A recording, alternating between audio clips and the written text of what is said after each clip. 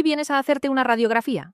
Esta es una prueba que utiliza rayos X para generar imágenes del interior del cuerpo. Al cabo de unos minutos, en la sala de espera, él o la profesional te llamará y te acompañará al vestuario.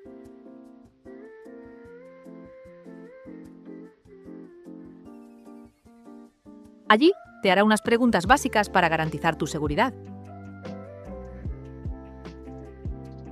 Te preguntará tu nombre completo y fecha de nacimiento para comprobar la concordancia con la solicitud médica.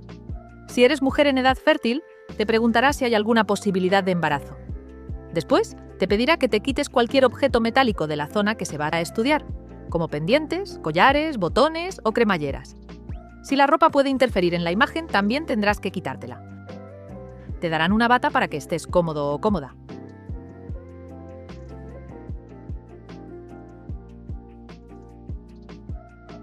Cuando todo esté listo, él o la técnica volverá a llamarte y te llevará a la sala donde se realizará la radiografía.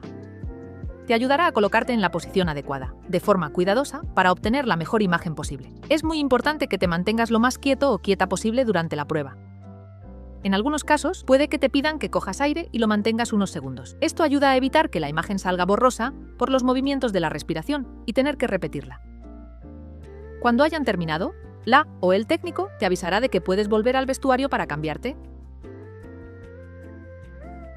Él o ella no pueden darte un diagnóstico.